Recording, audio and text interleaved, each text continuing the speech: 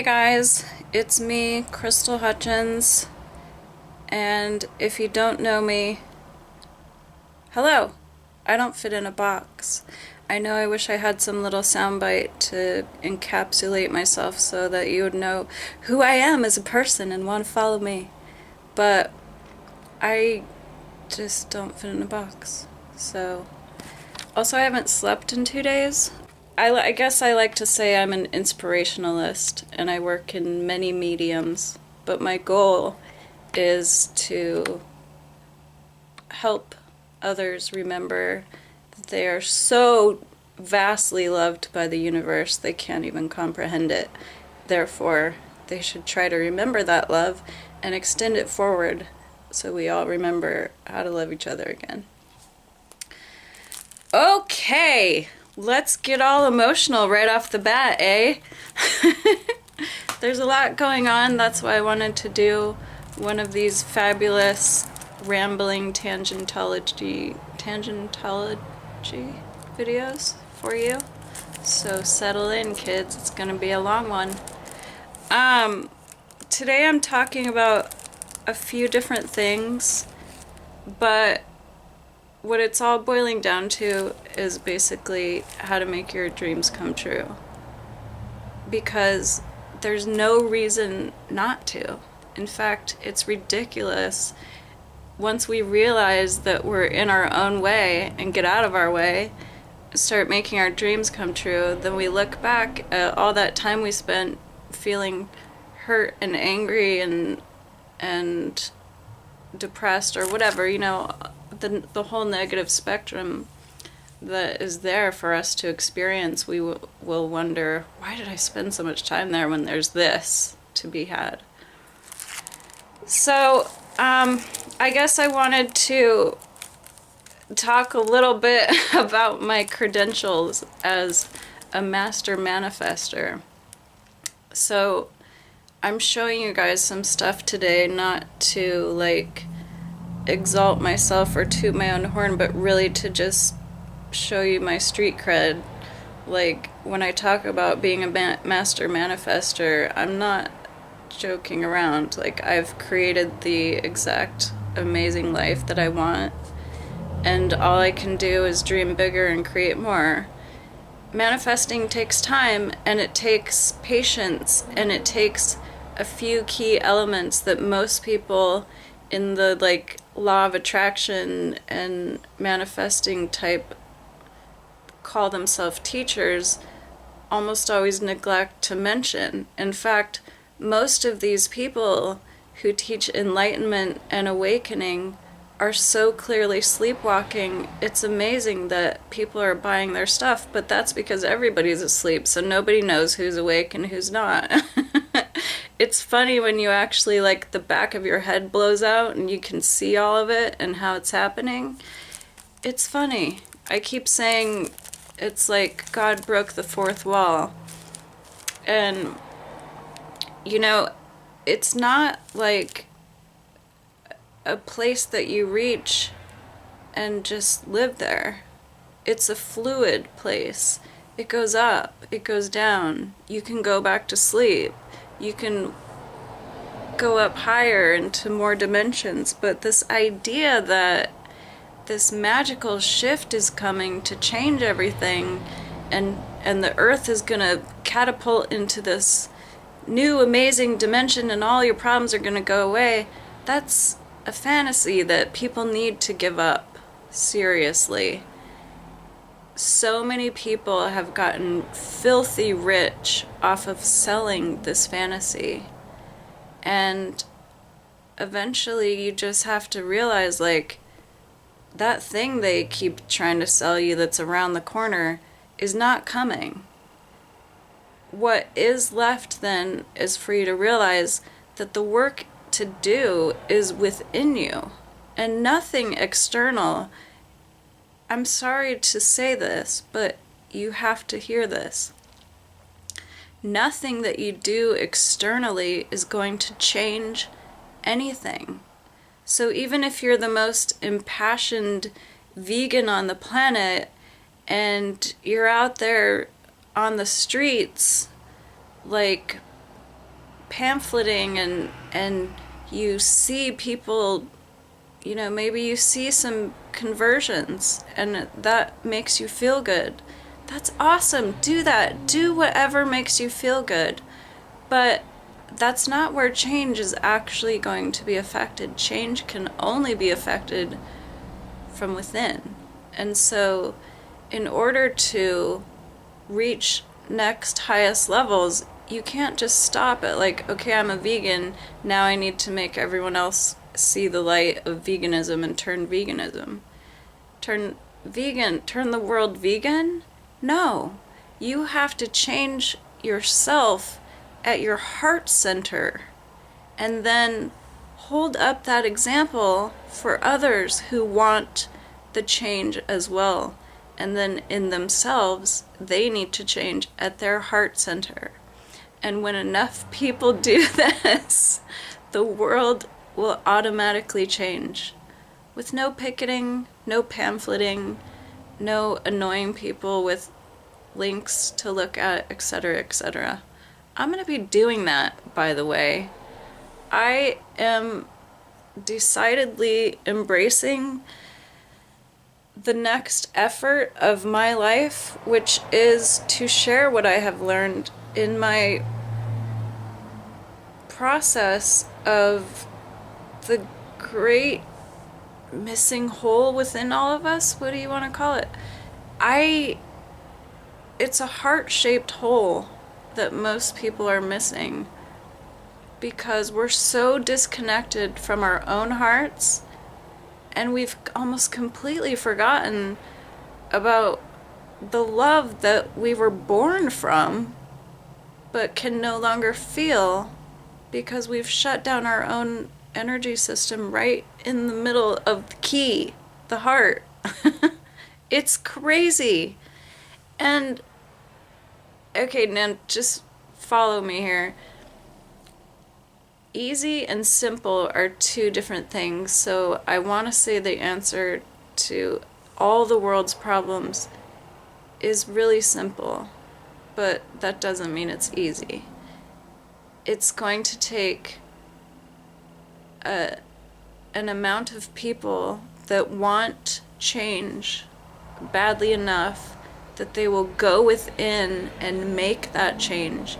And it's going to take the amount of people that is higher than, I'm trying to do some weird mathematical metaphor and I'm failing in the middle, so let me think how I want to say this. It's gonna take, I just want to say tipping point, but what I'm trying to say is when more people want love than don't, then the scales will tip and it'll just be exponential, because that's how the information doubling phenomenon works, you know, double and then quadruple and then what's after quadruple? Do we have words for that? I don't know, I don't do math. But so, okay, really quickly, I was just gonna go over some accomplishments that I've made along the path of seeking that heart-shaped hole to fill it. The whole time I didn't know it was as easy as remembering love. I mean, I knew it intellectually because I read 100 books about it, but to actually have that experience of reconnecting to the love, which I like to call God, you don't have to call it that. I know people, lots of people bristle at the word God, and I understand why, but just for ease of vocabulary, I interchange love and God. It pretty much means the same thing to me.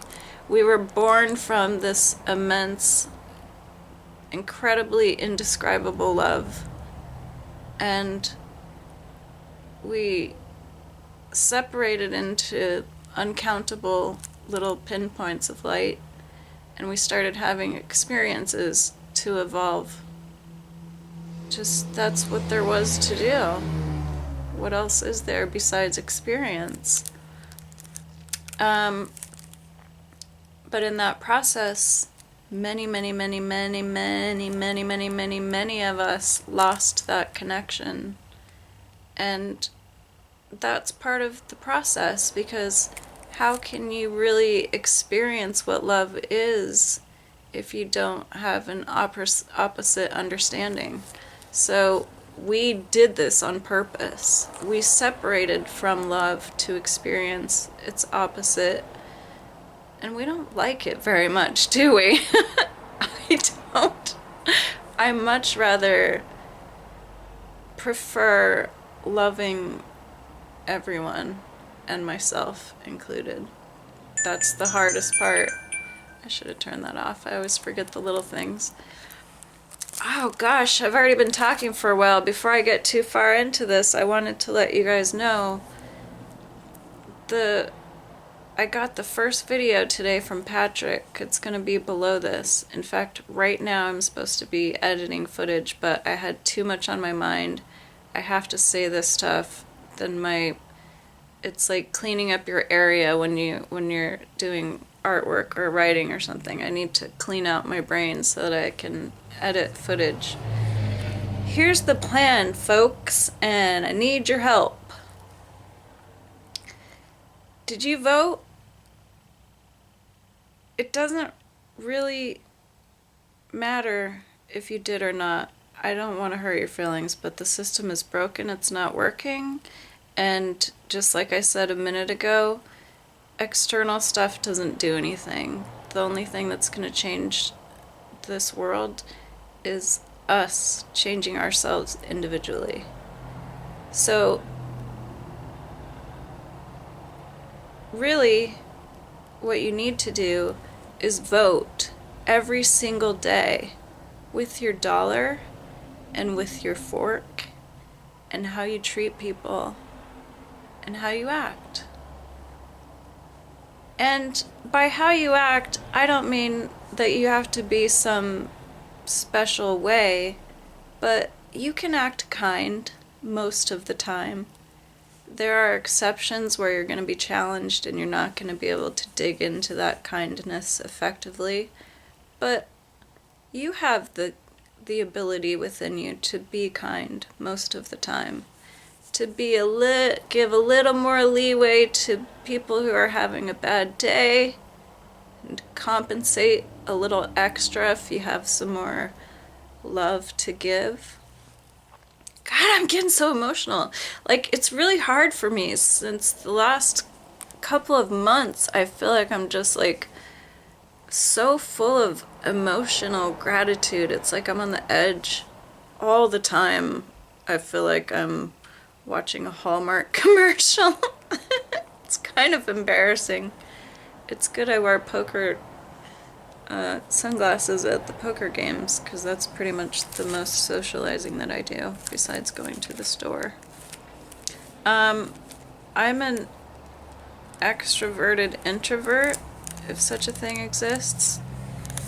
I've learned to have extrovert capabilities because of what I feel is my job in this matrix thing we're all doing.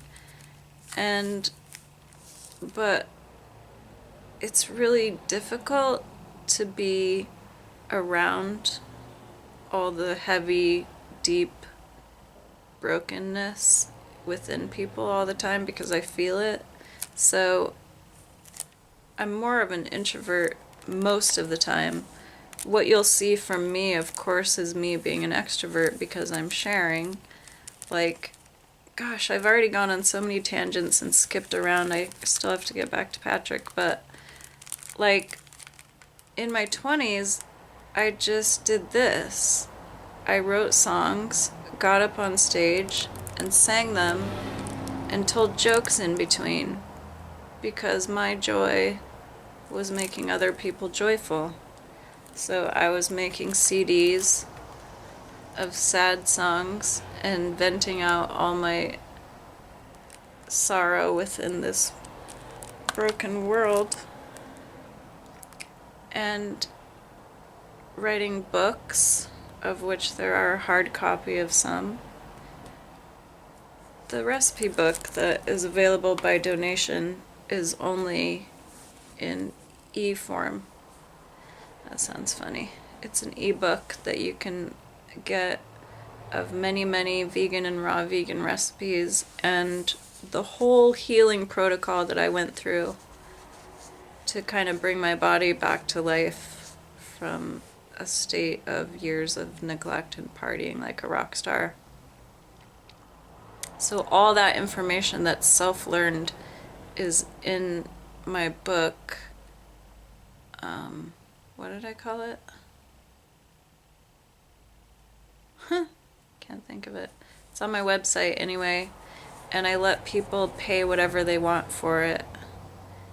And that's because I want people to have it, but also I don't want it to be valueless, because if you give things away, a lot of times people don't appreciate them as anything. Whereas even if they pay $1 of their hard-earned money, it means more, and they'll probably read it. That's a little trick I learned. The funny thing is, when you release the need, this clutching on to get money, and you really just go into your passions, the money just shows up. And then you can continue to do your passions, which is what I'm passionate about. I thought I wasn't going to laugh there, but I realized no one's going to get that joke if I don't laugh at it myself. Really, a lot of people come to me also and they want to know, like, they don't even know what their passion is. They don't even know what their mission statement or life purpose is. That's okay. You don't have to have a statement or a life purpose. You're here to be love and to have experience and to be joyful and to share these experiences with others. That's it. But if you truly do find something that you feel passionate about, then you should do that all the time, as constantly and consistently as possible, because you filling yourself with passion is generating the passion machine for everyone around you, because you're an energy vortex, and what you're putting out, other people are picking up. Are you picking up what I'm laying down? Oh my gosh. So funny in my own mind. It's crazy. When I feel the most passionate, I'm kind of embarrassed to say this, but it's true, so I'm just going to tell you. When I feel the most alive is when someone has a camera pointed at me and I'm speaking the truth. And I can only get that on a small level when I'm pointing the camera at myself. And also, I like editing and stuff like that. It's fun and it's interesting and it's a cool art form, but it's not my favorite.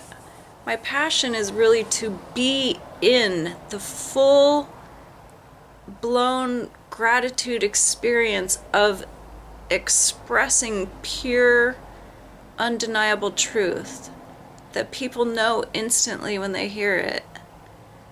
And they go, like, they light up because they're like, oh my God, it's like I knew that, but I never heard it put that way. That makes perfect sense. That's my passion, is to be in that place. So when someone has a camera on me and I know that I'm doing that, and it's going to go out to a multitude of people and it's going to wake them up and awaken them and remind them of who they are and bring out more love in them and thus more love in the world, that's where I'm so passionate. And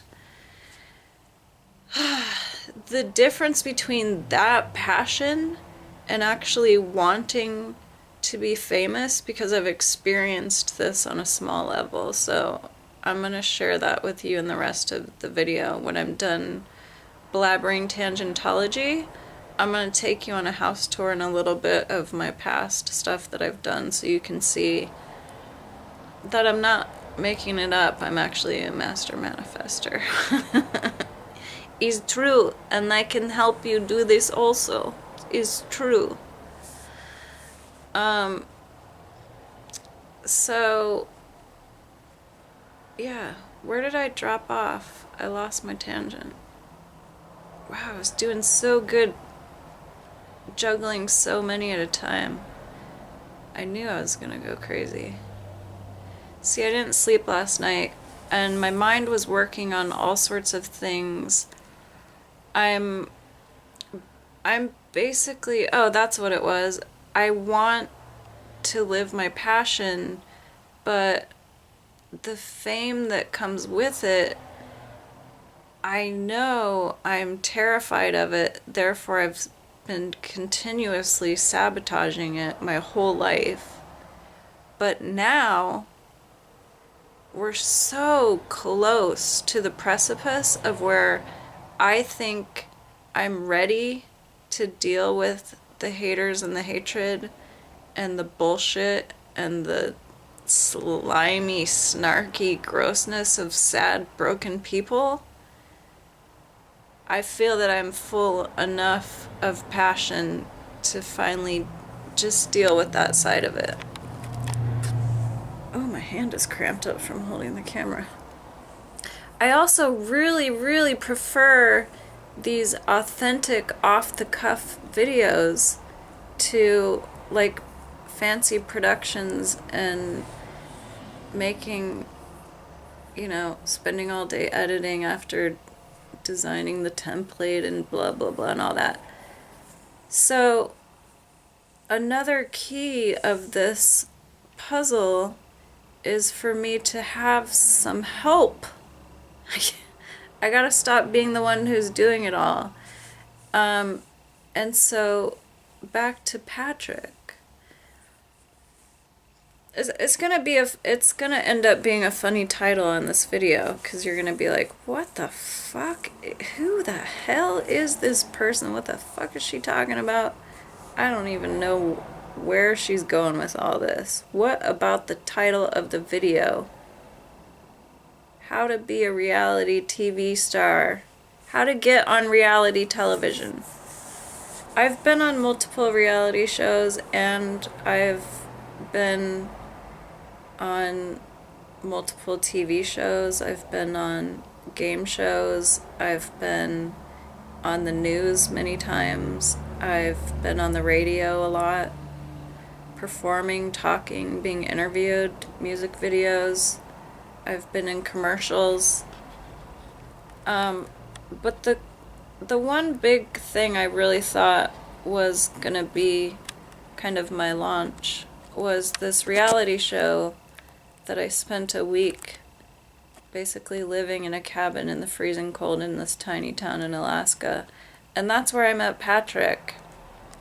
And fucking A, that show was set to open so many minds, and it just, I've explained this a few times, but it just didn't air.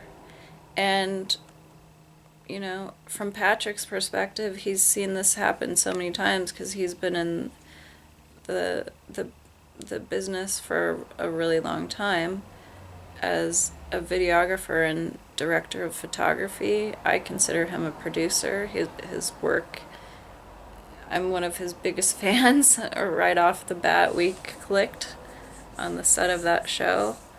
And so a lot of times these shows, they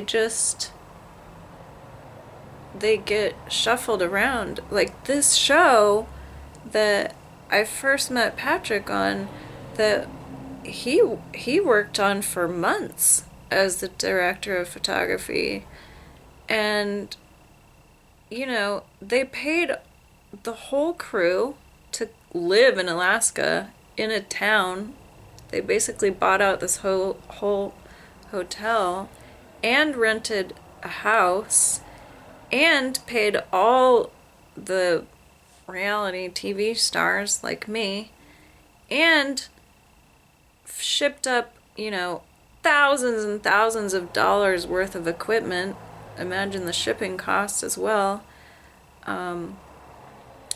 Just the one girl that I first dealt with that was doing all the running around, I saw a bit of her job, and oh my gosh, Like, I stopped in a small town on my way up there once to pick up a raft for them that they had rented from someone that they needed for a scene.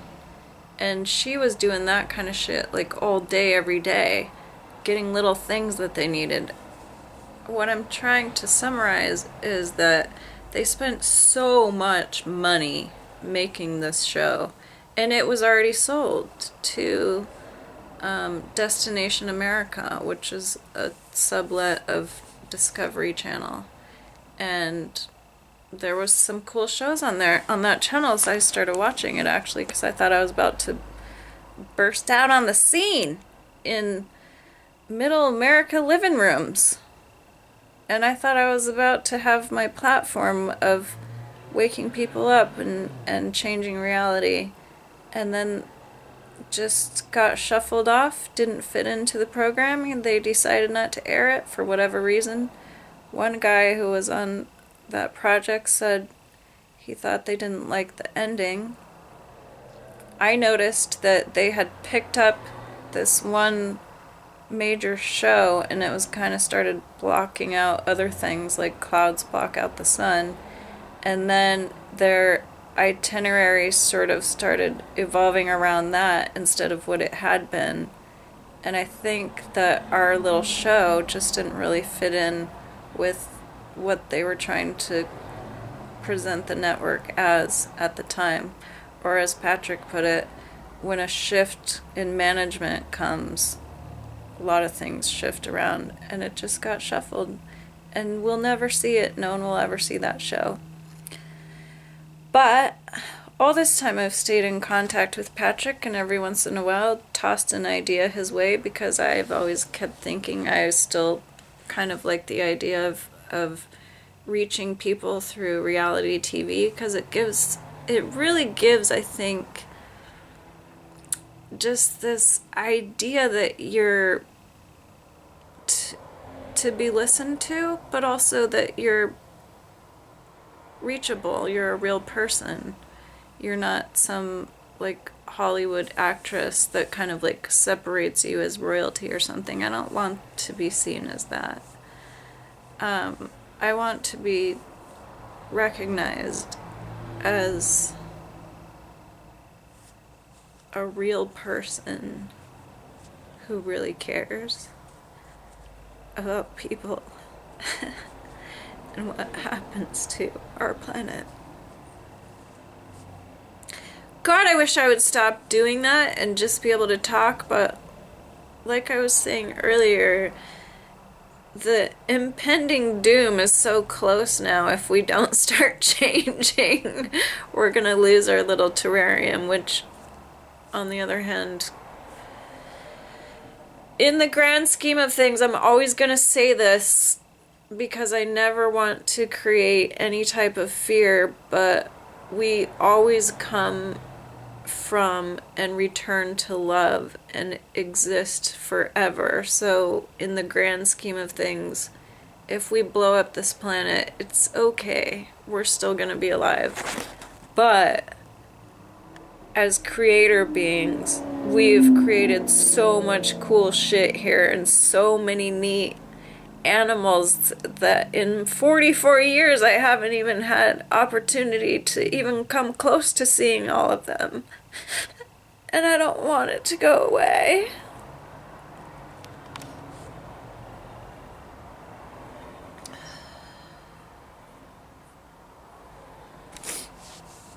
That's why I get so emotional, because I love this place, because this is really our work here, guys. This is what we made with our creativity. And we don't remember that because we're in these little box bodies. But we did. We created all of this stuff with God. And it's hard to watch it being annihilated by stupid people. That if they just woke up and see what I see, everything would change overnight. God damn it. Sorry, God. I have a terrible habit of taking the Lord's name in vain. So let me just quickly brief you on my belief system so that it's clear.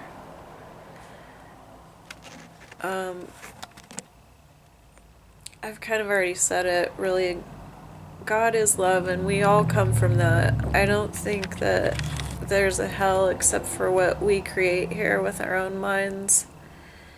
And those are just experiences that we can have and learn, evolve, and grow from.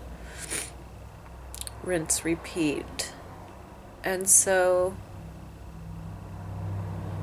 I start a lot of sentences with "in the grand scheme of things," but that's because there's really no better way to put it. And in the grand scheme of things, we're gonna learn either way. But wouldn't it be cool if we could get back to paradise on Earth? I think it would be cool. I was gonna say fucking cool. I don't know why I didn't. I'm not trying to edit myself. I'm not trying to be anyone or anything. I just am this thing that I am. And because I am that, and because I feel so deeply what I know is true, and because so many people are confused and hurt and depressed and baffled and sick and dying and sad and scared, I just want them to be reassured that all of that stuff isn't real.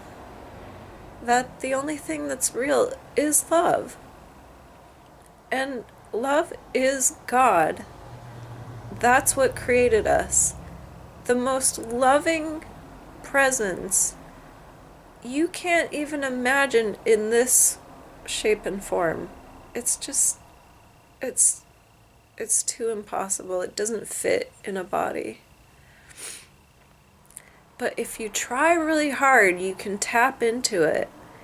And actually, it's less about trying than more like stop trying to hold up all these things that you've been taught to pretend. And just let yourself be love.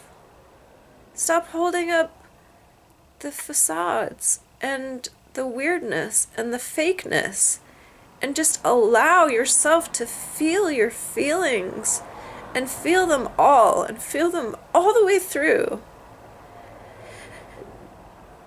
And when you reach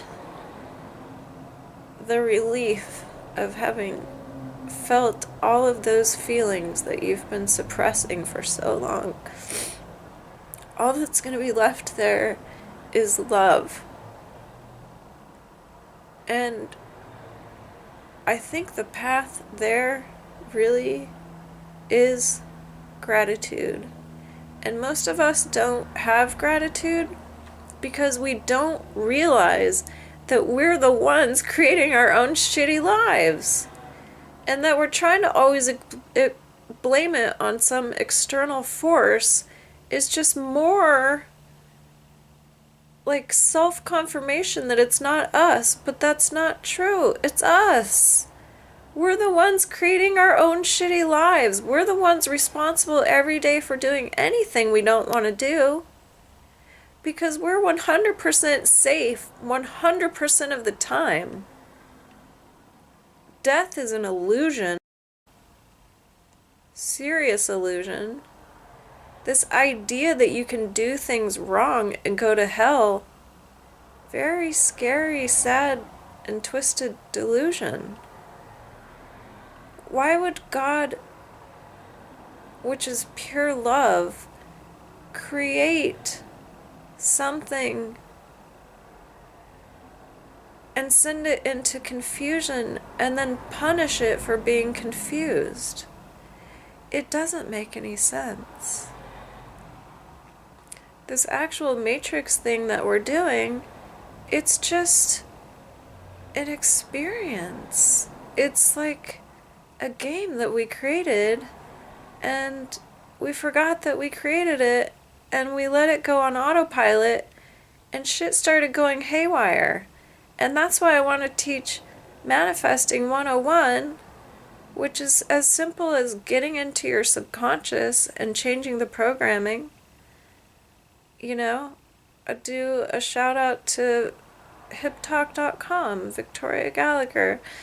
Her recordings is one of the places I started in revisioning my life with changing the subconscious programming, and I still listen to her recordings every day. Because what's stuck in here is what's creating your reality. And you look around and you see a husband you don't love, you know, bills you don't have the money to pay, like messes to clean up everywhere, no money left for you to do anything fun. I'm sorry to tell you this, but you are creating this. And you're the only one who can change it. So, wouldn't you like to? If you would like to, now's the time on the hard sell. I'm gonna do it, guys. You ready? Hit that fucking subscribe button and start listening to me. I'm serious. I'm ready to teach. And I'm ready to help people wake up. And it's not gonna be this, like, I'm some guru on a cloud doling out information that you can only receive by buying my books and coming to my speeches or whatever. There's not going to be like all these like snipped up, clipped up, cute little sales pitches all through my videos. There's just going to be me and the videos that I capture of this beautiful, amazing world that I love. And then this poker show that I'm trying to make, because, why? Because I need a way in. Because the only way to change the system is from the inside. Now, I quit trying to do this a while ago, and I shut down my old channel with all its people, and I can't go back to it. Spiritually speaking, I can't go back to it. So I had to start over, and that's fine. But now, for you guys who have stayed with me this long, it's time to stop harboring your little secret crystal. It's time to help and share. And it's as simple as sharing these videos on your social networks so that more people can hear the message. And when the audience is big enough and enough people hear what I'm saying, you won't even believe what's possible.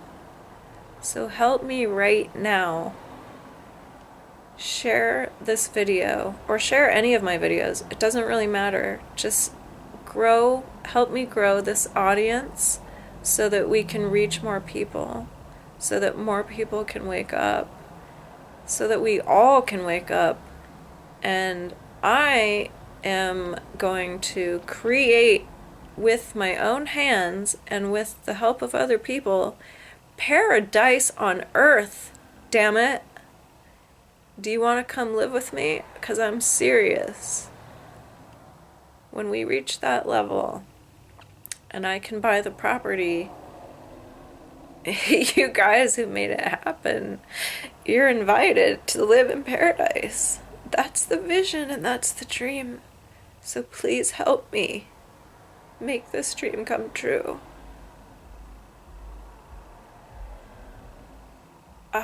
Did you see the 30-second clip? The first one Patrick put out? Now you can see what a genius he is. He's amazing at videography. Now I finally have someone helping me. Just need a few more friends to get on board so we can do this.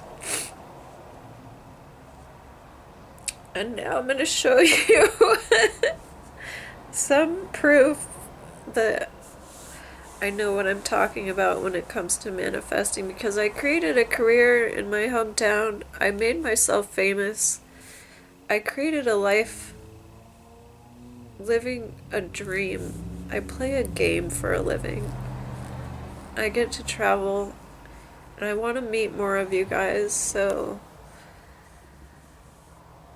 I need more exposure. That's it. We need to get the message out and make this thing bigger and grow it, and then collectively it's going to pool more money that I can use to get us a place to live, and then show everyone on earth what's possible if we go back to the earth. If we go back to the earth and live from the earth, I'll show you what's possible. It's paradise, I promise. Alright, come on my house tour with me now. Hi, Puff Puff. I haven't seen you in a while. Yeah, do you still like bugs? Do you still like bugs? Sorry guys, hedgehogs think that's how I talk. Oh, she does still like bugs. Yes, she likes the bugs. She likes to eat the bugs all day. Anytime is fine to dine on some beetles and worms. That's a hit song for sure. Who agrees with me? Oh my goodness. Num num nums. There's a little one. Good stuff. Lucky Puff. So, this 1994, wow, this is the first time I was in the newspaper for music. There I am, little 20 years old, when I used to paint my cheap guitars. I don't do that now because I play expensive guitars. But I bet if you have one of those, they'd be worth money if I ever accomplish anything bigger. This is just like a little snapshot showing that in the past I've created a type of fame, a local level type of fame. I was the first one in Anchorage to release a DVD of videos back when they were all just making lame-o CDs, brah. I'm just kidding. No, it was like there's never a crowd on the cutting edge, so I always tried to look for the next thing to do. And then I went to Portland for a while, and I played around there. Ash Street Saloon, Bruce Sisters Pub. Oh, this was my itinerary for a couple of weeks. Like, I would do this I would make these weekly or like monthly flyers of everything. So I'm gonna be on TV on this TV show they were playing my music video in rotation. And then I played at a steakhouse, ironical, in Wasilla, which is an hour drive from here. And then I played at a fine dining restaurant, which was really popular for musicians because they gave us good paychecks. That was 2 hours from here in the opposite direction of Wasilla. That's Girdwood. And then the following weekend back in Anchorage. See, you can go on tour here and never leave the state. And then when I played at the big sort of popular bars or whatever you want to call them, they would make my flyers for me and pay the cost, make them really nice. These were festival passes that allowed you access to all the areas of the festivals. This I did last year. I played at Salmon Fest, which is actually getting kind of famous for musicians. Jewel played last year, and can't think of the band. I actually only signed up to play because I wanted to see them play. But this lady plopped down in front of me while I was performing and painted me. And then she gave it to me after the show. I was like, oh my god, thank you. That was so cool. another Portland Brew Sisters pub in my 20s.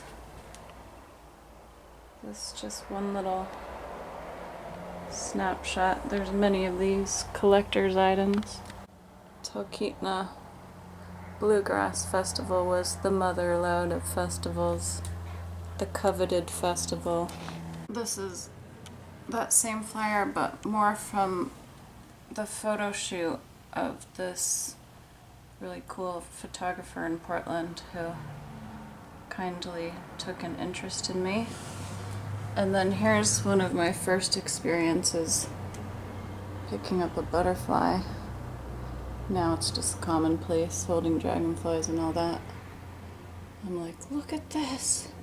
It's magic. Butterflies are letting me pick them up. Took all these really cool artsy photos that I then went on to make flyers out of. That was the guitar player of my old band. He came down to visit. And this was one of my very popular promotional photos.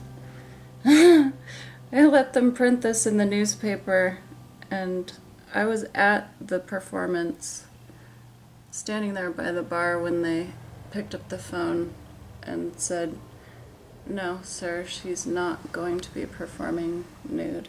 That was funny. Just cool snapshots from the past. This was my first CD review. It was really cool. We liked it a lot. There's something he said in here I always really liked to use in my promo. Every tongue, click, and spit adding to the sensuality of her vocals. I like to quote that in my promo packets. This was the inlay of the CD, and then some live shots. Live shots, the other half of the CD inlay.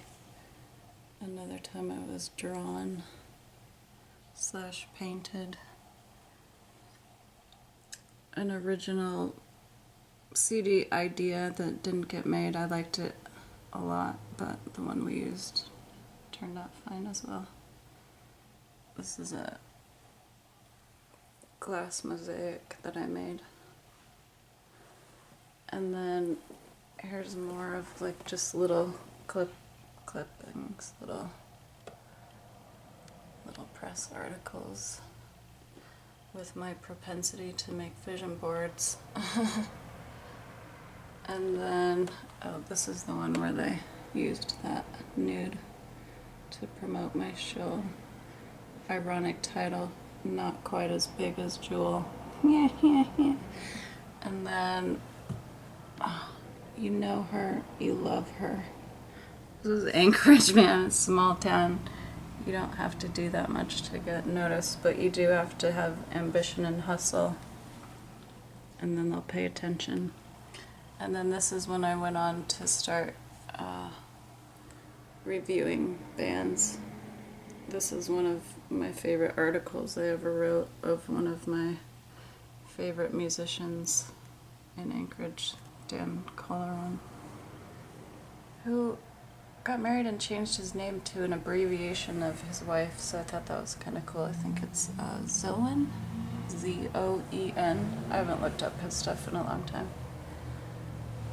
But yeah, just so you know, I'm like legit famous in a tiny town, man. I almost forgot about these. This is one of my favorite promotional photos. It's hard to tell, but all I'm wearing is a jacket. I started this sort of tongue-in-cheek promotional campaign about how sex sells, so I was gonna try it. It was meant to be funny, but in a small town it fell a little flat.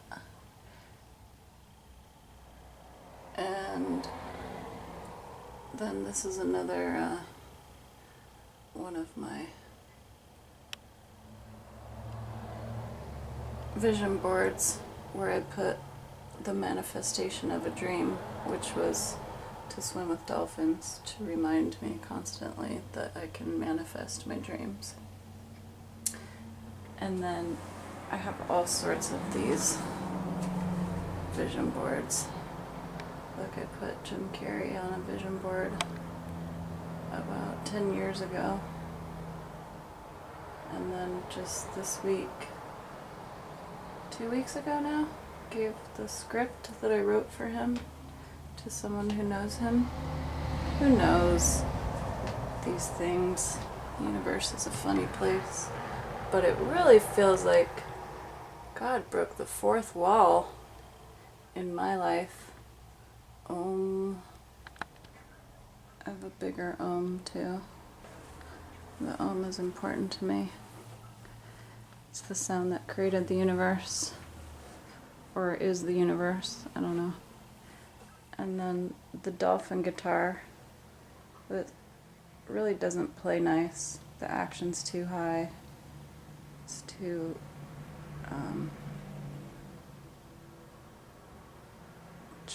what's the word I want? It's a little too bright, chimey for my taste.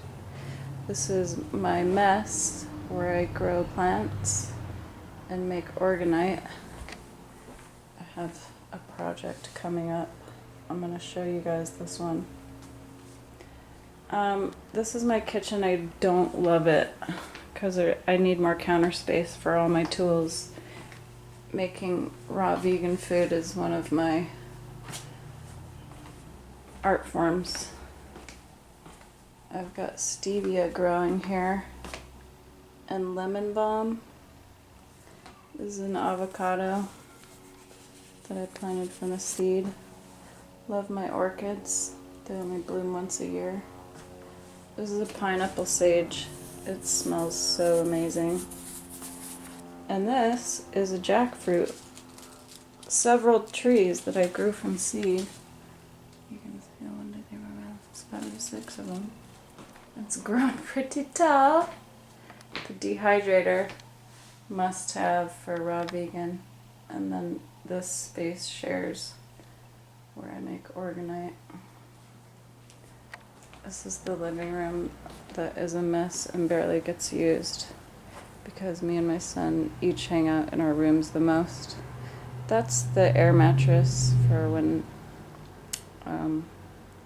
his aunt comes over, his aunt, but only a couple years older than him, playing the cello. This is a mostly unused space because I'm not like, I just have everything set up in my room to be cozy and do my work. So the bed you sometimes see me in, all my manifestation vision boards that I'm looking at every day. Just planting seeds in your mind constantly. This is where I sit and edit. My cameras and stuff are everywhere. This is a new vision board that's coming up. It's going to be more geared towards poker. There's one of the masters. I have a funny story about Buddha. When my son was a kid, he said, "Mom, this is inappropriate because the part of her body is showing." And I said, "That's Buddha." And he said, "Yeah, but it's naked." And I said, "Buddha was a man." And he goes, "Buddha was a man?" And then he laughed for about 5 minutes. It was hilarious. My crystal collection. And I have more stuff that I'm just like probably never going to put up because I'll move before it gets on the wall. Oh, this is another article about when I started mixing music concerts with raw food. And having little powwow get together like potlucks and stuff. This is a Marcus Rothkranz painting, another raw foodist genius. And my daughter, when she was a little girl, so pretty, so pretty. She's always been a heartbreaker. Christmas with Santa Claus. We were laughing our arses off in this. I loved that panda hat. He was into pandas and he would wear it everywhere. So cute. And then he's at Chuck E. Cheese with his daddy-o on his birthday.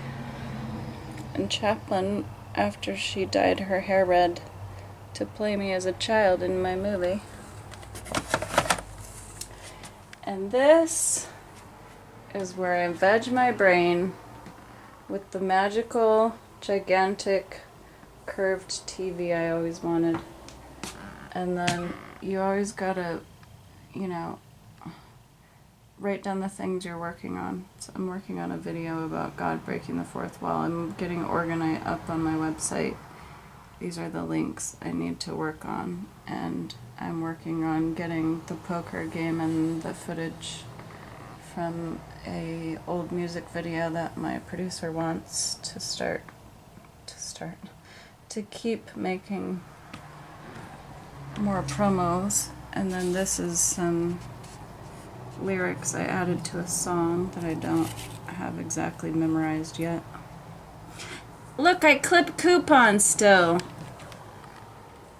Okay, I have a tiny closet, also not my favorite, but I mean, it's hard to complain when you have a beautiful home. It just sucks being right on the highway because this is what I wake up to every day is traffic. So I don't love it here, and I'm probably going to move when the lease is up. But for now, it meets more than all of my needs, so I can't complain. This is the entrance to my son's room, and then we go to downstairs. This is actually a duplex that I got a deal on for renting both. The landlord is an old friend of mine in the music scene, and he helped me bargain for this price. Here's where the hedgehogs live. There's 5 of them, and it's like its own little full-time job. I keep a little aquarium of bugs for them that self-produces. This is where I do my laundry. And then this is where we keep the poker chips.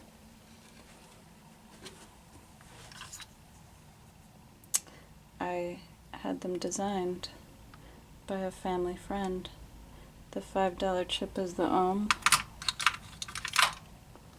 The $1 chip is, you guessed it, dragonfly.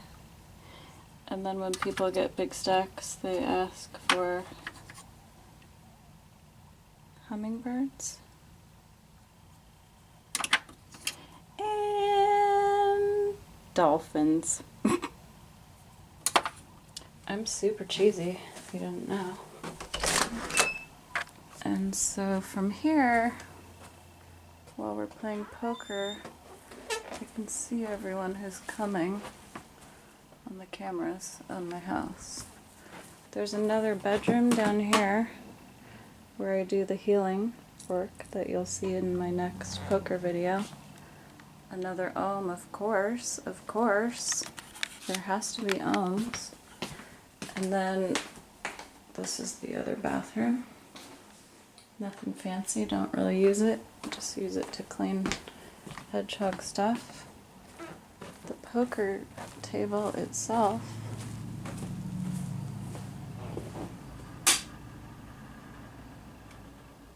and this is the other apartment, which has its own kitchen, so I can stock everyone's favorite beverages and whatnot. And of course, more vision boards too. Oh, this was fun. I decided just for fun, I had this deck of gold cards that was really cool because it's actually made out of real gold. It has real gold in it, but they're just kind of hard to read, and nobody loved playing with them as much as they look neat. So instead, I made the order of hands. Royal flush to a straight flush to 4 of a kind. You get the idea, right? I had fun with that. This was already a vision board that I just put over.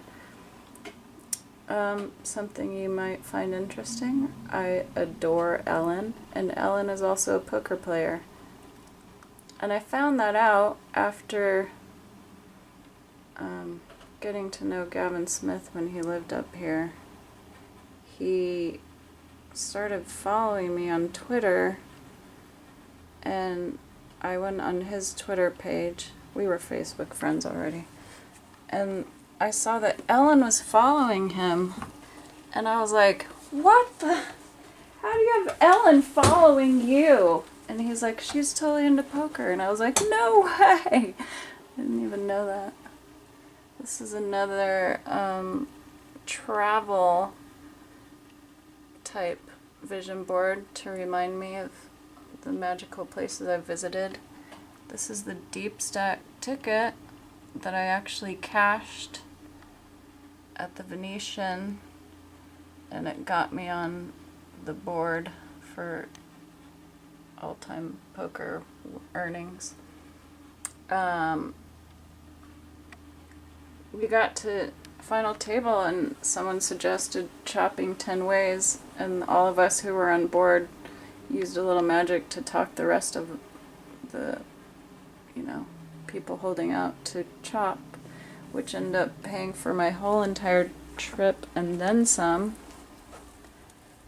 And then they calculated it by chip stack for the board, so I was put down in 3rd place. A happy moment.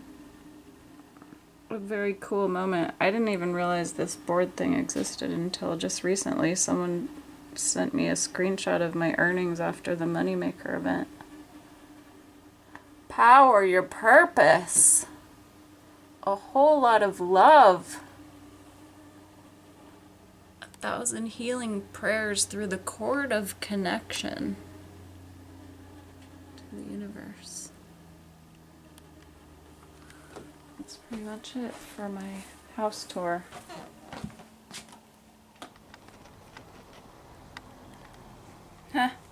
It's me with stupid. This is my son's idea for a shirt, so I made 2. One for me. I'm so tired and I feel almost crazy, but the reason I can't sleep is because there's so much going on in my mind, and I've been doing so much editing work and stuff, trying to push this thing that I'm doing. And I just wanted to sort of summarize the vision for people who want to get involved before it all sort of swirls away when I start sleeping again. This is my vision I've had forever, as long as I can remember. And it's a group of people that moves back to live in congruence with Earth. I want to build a permaculture fruit farm, and I want it to support its own society, basically. You can live off the land, so the dollar becomes pretty much obsolete, at least while you're living there. Obviously, people will be free to come and go in the world, as they may be doing other things in the world. But the property itself will be livable and self-sustaining and off the grid, and produce so much food that you don't even ever think about any kind of worry about being hungry. You just pick your breakfast, lunch, and dinner off the tree or out of the garden.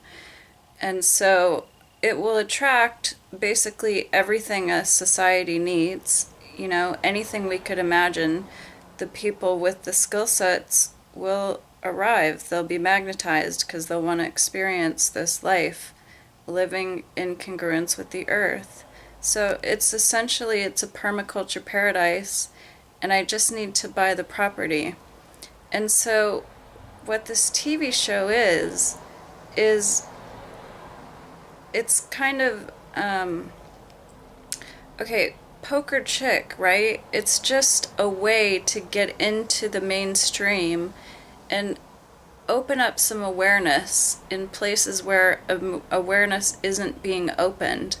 And it's presenting a personality type that will attract a similar personality type. Those of us who have been feeling very alone for most of our lives and want to know where the fuck our tribe is, I want us to get back together and live together in paradise. That's my vision. I think if we do it on a small scale, it can be a teachable concept to where more people will buy property and turn it into paradise and create small societies within the society that are self-sustaining instead of being dependent on this wheel of cogs that's just churning out facades and sadness and sorrow and depression. There's a way out of that wheel, I believe. So the TV show is sort of a little sneaky way into the mainstream to create the opening, the mental process opening, and then also by happenstance it just creates the finance to buy the property. So if living in paradise is an idea that appeals to you, what I need you to do right now is jump on board and start helping me with this grassroots movement. What else can we call it? It's the We Too movement. We. It's an us thing. It's an inclusive return to paradise. You know, most teachers that are trying to sell you something in this life are basically trying to sell you paradise in the afterlife. I'm trying to give you paradise in the now life, the reality that we experience. So all I need you to do is subscribe, share the videos on your social networks so that more people get involved. We need to create this, hey, where's this TV show gonna air and when? That's the buzz we need to get going. We want that to occur prior to the pitching of the show. We want to we're hoping to kind of illustrate that there's already an audience for this Poker Chick show. So if you're into it and you think living in paradise would be for you, it's a few years away in the future, but it's something you could plan towards. Your ticket into paradise is going to be, I shared the videos, so I'm part of this, right? That's it. It's that simple. And if you do share the videos on your social networks anywhere, guys, Instagram, Twitter, Facebook. I'm not on Facebook. I can't be a part of Facebook, but if you are, then go ahead and use that network. Post the videos there, send me a screenshot, and I will do a shout out in the next coming video after I see your screenshot. So to my number one, Chris Begigging, I want to say. That's you, baby. You're in paradise. Let's do this. Who else wants to go to paradise? Share the video. Reach one, each one, teach one. Let's do this. It's easy. We got it. Oops, I keep forgetting. I wanted to share with you that I do literally everything in bed, including chopping my vegetables for dinner. Don't tell anyone that I make dinner in bed. If it's organic, don't panic. Jess Mitchell, I see you, girl. You got a ticket to paradise. Who else is coming? I can't stop crying long enough to talk to you guys anymore.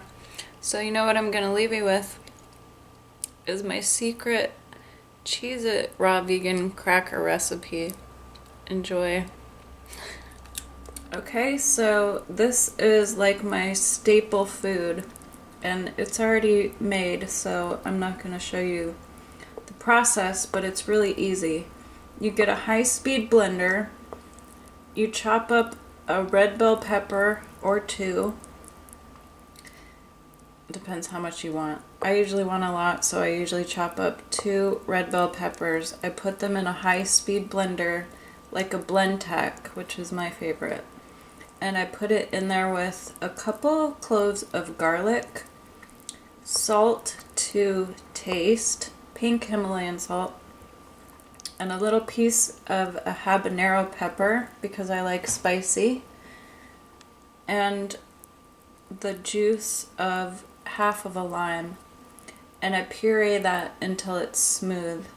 And then I add about, I don't know, close to a cup, I guess, of macadamia nuts. I just do it by the handful. And I get this, which I use romaine lettuce leaves to dip this like chips. And that's like my meal almost every day. I love it. It's my staple. And then for other things you can do with this, it's a really good kale chip batter. So you just, you know, devein your kale into pieces and then stir this in and smear it all over it and then put it in the dehydrator. This is the dehydrator. It's basically the same concept as fruit leather or beef jerky. It slowly removes the liquid out of the food without destroying the enzymes. So all I'm going to do is just pour this on.